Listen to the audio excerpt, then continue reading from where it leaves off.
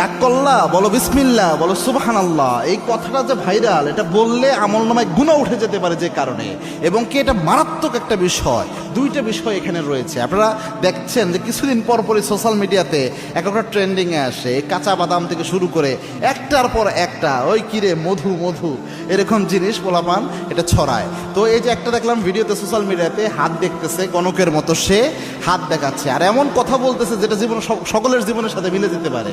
আর দেখার পরে বলতেছে যে ঠিক কি না, ওই ছেলে বলতেছে ঠিক। কি রাগ করলা? কয় না। কয় বলো বিসমিল্লাহ, বলো সুবহানাল্লাহ।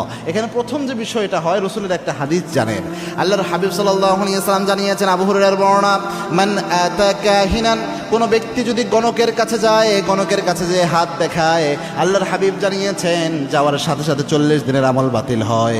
আরেক বর্ণনা এসেছে, আল্লাহর হাবিব বলেছেন রসুলের উপর যা নাজিল হয়েছে সব কিছু অস্বীকার করার গুনাহ আল্লাহ আমলনামায় দিয়ে দেয়, সব কিছুর সাথে কুফরি করা হয়ে যায়।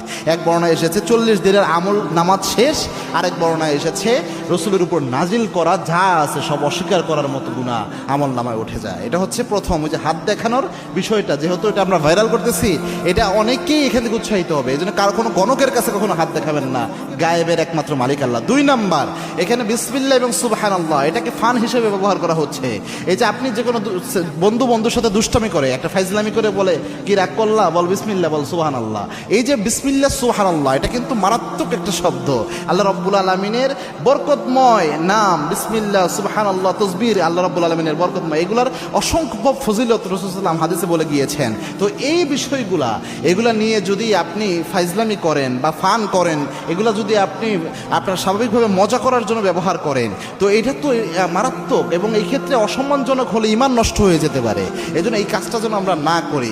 শুধু যদি বলা হতো এতটুকু কি রাগ করলা, এটা একটা আলাদা হিসাব হতো, কিন্তু পোলাপান দেখি বিসমিল্লাহ সুবহানাল্লাহ সহ এইভাবে বলতেছে।